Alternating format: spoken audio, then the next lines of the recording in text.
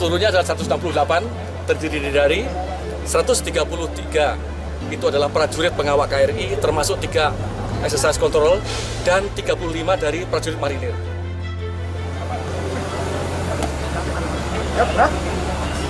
Lapor KRI Igusti Ngurah Rai 332, siap bertugas.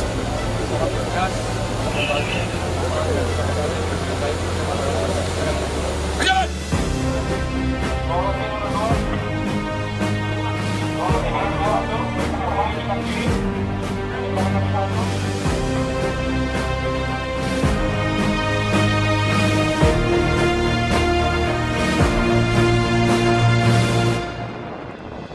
Saya Kolonel Laut Pelaut Luis Nogot Nenggolan. Saya adalah Komandan KRI Igusti Ngurah Rai 332, Korps Armada 2. Saya sudah berdinas di Angkatan Laut, dilantik menjadi perwira sejak tahun 1999.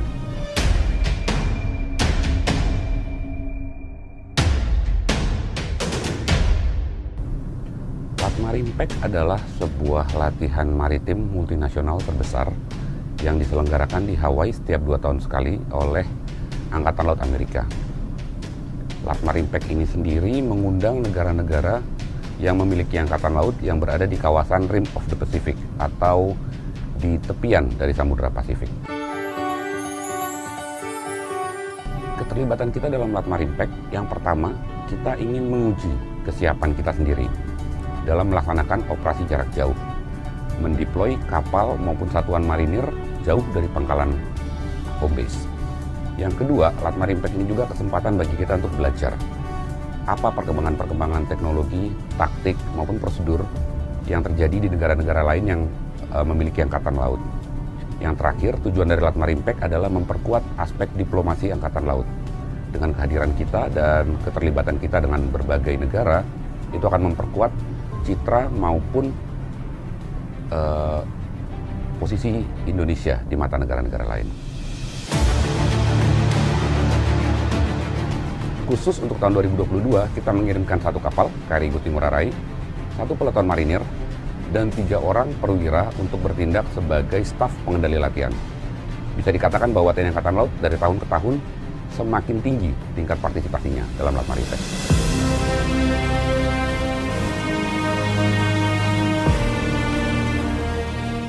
Untuk persiapan, kita cenderung ke latihan-latihan, Mbak ya. Jadi sebenarnya untuk secara latihan kita ada latihan rutin yang memang program dari kapal. Itu kita mau melaksanakan Rimpek atau tidak kita juga melaksanakan. Tapi khusus untuk Rimpek ini kita membuat program sendiri, yaitu program latihan yang terbagi dalam 3 tahap. Yang pertama equipment training, yaitu latihan untuk seluruh prajurit bahwa agar mereka paham bagaimana mengoperasikan peralatan-peralatan sesuai dengan tugas masing-masing. Selesai equipment training, kita melaksanakan tim training, yaitu di masing-masing pos tempur melaksanakan tugas-tugasnya sesuai fungsi. Selesai tim training, kita melaksanakan integrated training, yaitu seluruh bagian kapal ini, seluruh personel yang ada di kapal ini melaksanakan latihan secara masif, jadi secara keseluruhan untuk melaksanakan tugas-tugas sesuai rencana latihan yang ada di Rimpek. Mesin, kita harus selalu mengecek kesiapannya. Semoga begitu dipakai buat latihan, dia selalu siap. Hal-hal kecil itu biasa, tapi cepat kami aksi.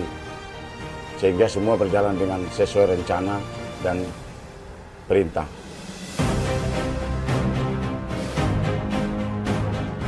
Kita berangkat dari Surabaya, kemudian kita pangkalan terakhir di Indonesia adalah di Bitung, dekatnya Manado. Dari situ kita menempuh perjalanan menuju Guam. Guam di tengah Samudra Pasifik. Dari Guam kita langsung menuju ke Hawaii. Inilah yang dimaksud dengan long distance deployment tadi itu. Bahwa kapal beroperasi terus-menerus jarak jauh dari pangkalan awal kita di Surabaya.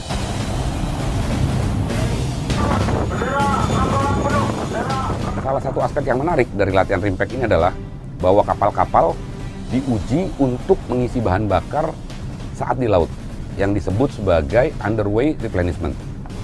Secara gampangnya itu adalah ada sebuah kapal tanker berlayar, kemudian kita berlayar di sebelahnya, kita kirim selang, kemudian diberikan tekanan besar, lalu kita mengisi bahan bakar dalam jumlah yang cukup banyak.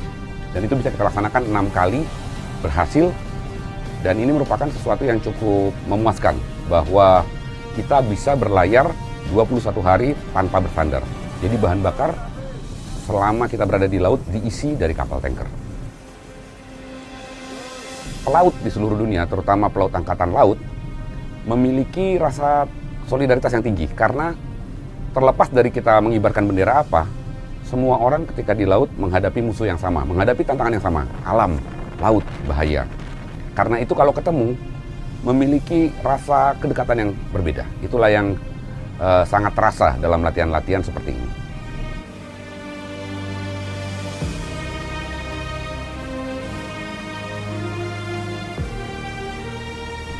Dalam melaksanakan latihan itu, ada organisasi tugas di mana salah satu kapal yang memiliki kompetensi, kesiapan peralatan, dan terutama juga kemampuan komunikasi yang baik akan diberikan kesempatan untuk memimpin yang lainnya. Contohnya, saat kita melaksanakan latihan anti kapal selam atau anti-submarine warfare exercise, ada kapal yang akan ditunjuk sebagai anti-submarine warfare commander. Ada juga nanti saat tertentu kita lagi berlatih, kapal-kapal di permukaan berlatih, ada pesawat datang untuk membantu. Pesawat ini harus dikontrol, harus dikendalikan. Akhirnya ada kapal yang dipilih sebagai aircraft commander. Kapal-kapal yang dipilih ini pada dasarnya semua boleh-boleh saja dipilih tergantung dari komando atasnya. Tapi KRI Igusti Ngurah Rai beberapa kali mendapatkan kepercayaan karena komando atas kita meyakini bahwa perwira kita di KRI Igusti Ngurah Rai paham prosedurnya, peralatan kita siap untuk mendukung latihan tersebut, dan peralatan-peralatan yang dibutuhkan, radar, IFF, combat system, radio, satelit link, semuanya bekerja dengan baik. Sehingga ini juga adalah bentuk pengakuan bahwa KRI Igusti Ngurah Rai sebagai wakil dari TNI Angkatan Laut setara dengan negara-negara lain mampu melaksanakan tugas-tugas tersebut.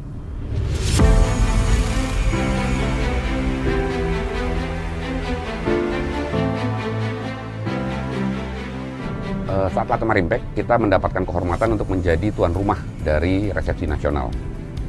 Pada event itu, kita menyajikan berbagai makanan khas dari Indonesia. Kita juga menampilkan prajurit-prajurit KRI Igusti Ngurah Rai dalam kesenian. Mereka menari kecak, menari ucapan selamat datang dari Bali, menari Dayak, dan itu semuanya kru kita yang melaksanakan. Selain itu kita juga menyiapkan souvenir-souvenir khas dari Indonesia, dan kita yang lebih penting dari sekedar bentuk fisiknya, kita menampilkan bahwa orang Indonesia itu adalah tuan rumah yang baik. Kita menyambut tamu dengan baik, kita ajak bicara dengan baik, dan alhamdulillah sebagian besar yang hadir di kapal menyampaikan ucapan terima kasih dan apresiasi.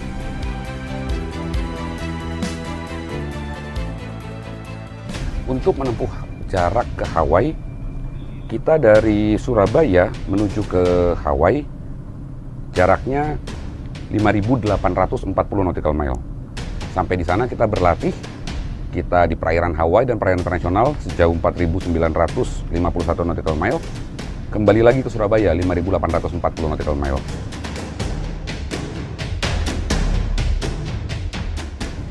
Total kita beroperasi sejauh 30.800 km. Itu 3/4 dari keliling bumi. Kita butuh waktu 81 hari, mulai dari kita berangkat dari Surabaya sampai kita kembali lagi ke Surabaya.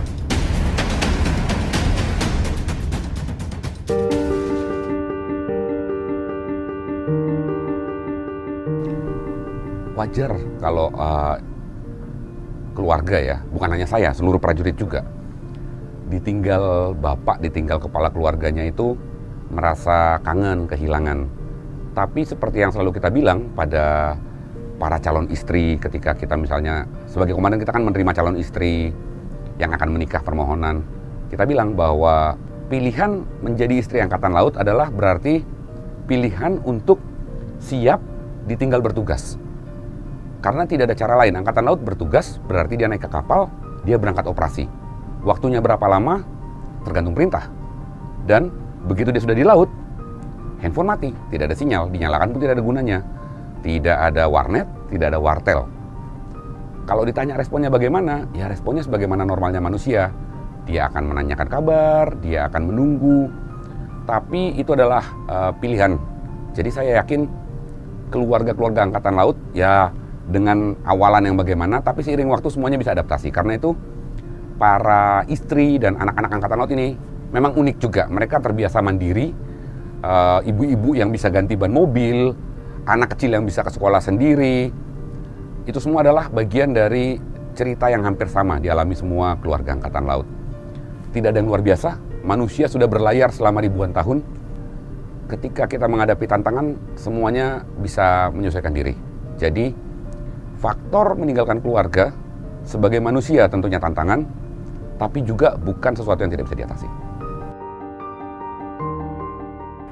Kalau kangen pasti ya, tapi sudah menjadi tanggung jawab untuk melaksanakan tugas.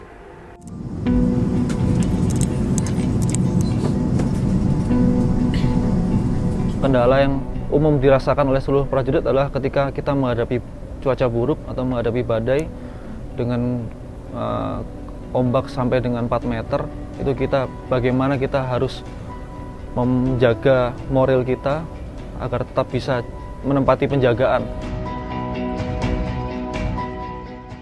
Pelayaran kita ke Hawaii ini fase-fase awal cukup enak. Lautnya tenang, anginnya pelan, akan tetapi seiring perjalanan menuju ke Hawaii mulai terjadi peningkatan cuaca karena memang ada taifun yang muncul ketika itu di sisi timur dari Samudra Pasifik yang pengaruhnya terasa sampai ke posisi kita. Lebih menantang lagi adalah saat kita melaksanakan sea phase atau fase laut dari latihan, cuacanya selama hampir 18 hari dari 21 hari cukup menantang. Ombaknya mencapai 4 meter, dan ini juga aspek yang menarik dari Rimprek bahwa dari penyelenggara latihan, selama cuacanya masih aman, walaupun cukup tinggi, latihan dilanjutkan. Ini adalah bagian dari ujian atau tantangan bagi kita yang terbiasa beroperasi di perairan sendiri untuk bisa beroperasi di perairan terbuka dalam cuaca yang cukup tinggi seperti itu. Kalau berpengaruh yang sangat besar mungkin tidak. Hanya tetap namanya ombak, dia sampai 3-4 meter, tapi itu sudah tidak menjadi halangan, sudah menjadi kebiasaan buat kami.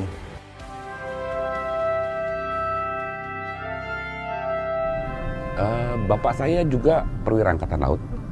Ayah saya dulu adalah lulusan AAL tahun 1966. Sehingga saya dari kecil memang sudah sangat terekspos pada dunia Angkatan Laut.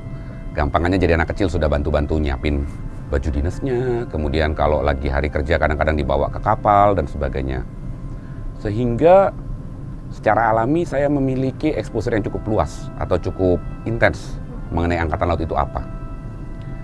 Ketika saya harus memilih saat lulus dari SMA ingin menjadi apa, saya mendaftar Akabri, dan ketika itu kita boleh memilih kita mau jadi angkatan apa.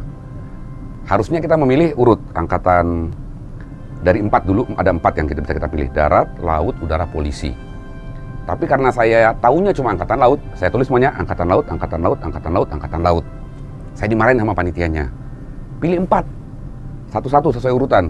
Saya ditinggal, saya tulis lagi angkatan laut, angkatan laut, angkatan laut, angkatan laut. Karena memang yang saya paham cuma angkatan laut, dan saya ketika itu memikir apabila saya memang harus jadi perwira TNI, saya pengen jadi perwira Angkatan Laut.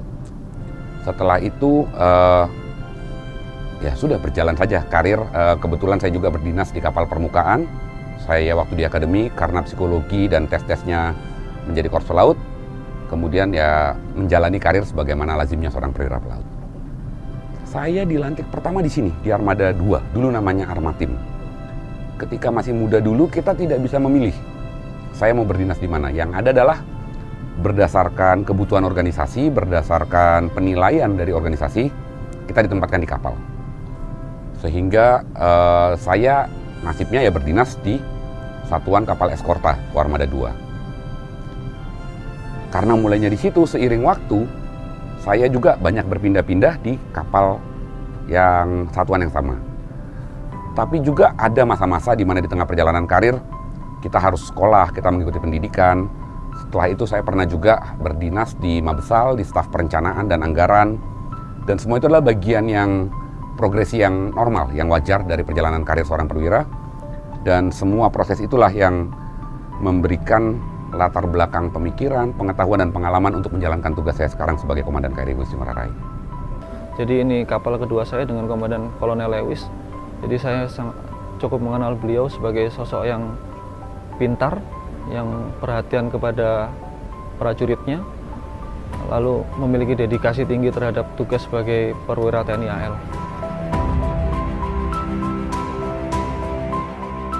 Beliau selalu menekankan 3 hal, yaitu ship duty. Jadi seluruh prajurit itu harus menjaga kapalnya selayaknya rumah sendiri. Jadi menjaga kebersihannya, kerapiannya, terus penampilannya sehingga siap untuk tampil baik di penugasan dalam negeri maupun luar negeri. Yang berikutnya, beliau selalu menekankan man happy. Jadi prajurit yang berada di kapal ini harus selalu dalam kondisi moral tinggi, selalu bahagia. Beliau selalu memperhatikan prajurit, itu pun juga keluarganya, baik Kolonel Lewis maupun istri beliau. Komandan Kolonel Laut Pelaut Lewis Nainggolan sangat bijaksana dan sangat memperhatikan pada kami. Seperti kami juga mengalami waktu perjalanan dari Bitung sampai ke Hawaii, kan sangat laut luas.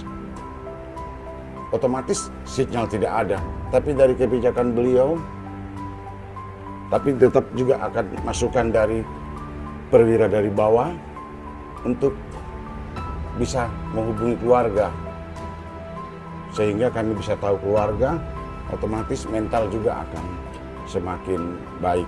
Yang saya ingat dari Kolonel Lewis adalah ketika saya menjadi bawahan beliau, saya sering merasa bahwa pengetahuan saya ini sangat kurang karena beliau memiliki pengetahuan yang sangat luas, begitu juga dengan pengalaman beliau.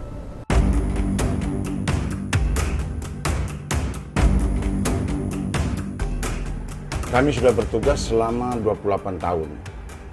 Jika tidak ada halangan yang melintang, kami tinggal 17 bulan lagi pensiun.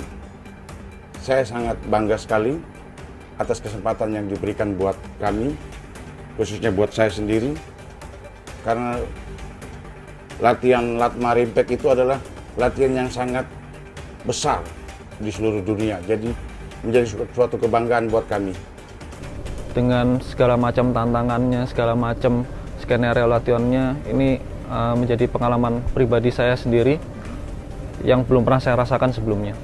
Harapan saya bahwa Kolonel Lewis bisa terus berkarir, terus memimpin prajurit TNI AL dengan kepribadian yang sangat baik, sehingga itu akan menularkan kepada generasi muda bagaimana seorang pemimpin itu harus bertindak kepada anak buahnya, kepada kapalnya. Yang bisa kita pelajari adalah bahwa sebagai negara maritim, TNI Angkatan Laut adalah salah satu komponen paling penting dari kedaulatan dan keutuhan negara kita. Dan kita tidak bisa bertahan atau tidak mengikuti perkembangan, karena potensi ancamannya juga berubah. Kesempatan untuk menyaksikan bagaimana negara-negara lain melangkah maju merupakan peluang bagi kita untuk mempelajari apa saja sebetulnya yang perlu kita ikuti, apa yang perlu kita antisipasi, dan bahwa Angkatan Laut tidak boleh berkurang kesiapannya. Karena ancamannya nyata, dan ancamannya juga selalu berubah. Ingatlah bahwa Indonesia itu negara maritim. Indonesia adalah laut yang ada pulaunya. Karena itu, keberadaan TNI Angkatan Laut adalah bagian yang sangat mendasar pentingnya bagi keberlanjutan, kedaulatan, keutuhan, keselamatan, kemakmuran negara ini. Memang laut itu asing. Manusia tidak diciptakan untuk hidup di atas air. Tapi kesempatan untuk kita menjadi angkatan laut menurut saya adalah suatu pembuka mata. Lautlah pintu kita. Saya sudah pernah ke puluhan negara. Saya sudah ketemu ratusan orang. Saya sudah mengalami berbagai hal yang luar biasa menarik dan menyenangkannya. Dan semuanya itu melalui laut. Karena itu, jangan takut dengan laut. Jangan asing dengan laut. TNI Angkatan Laut ada untuk menjaga kedaulatan negara di laut.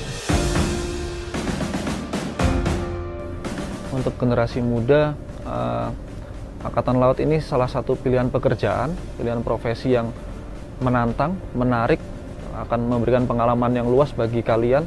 Hal ini mungkin tidak didapatkan di pekerjaan-pekerjaan yang lain seperti kita. Contohnya, alhamdulillah saya untuk Indonesia sendiri saya sudah pernah menduduki atau menginjakkan kaki di seluruh pulau-pulau besar melalui TNI AL. Belum lagi pengalaman untuk penugasan ke luar negeri itu juga akan difasilitasi atau mungkin bagian dari tugas kita di TNI AL. Jadi akan memberikan pengalaman yang banyak.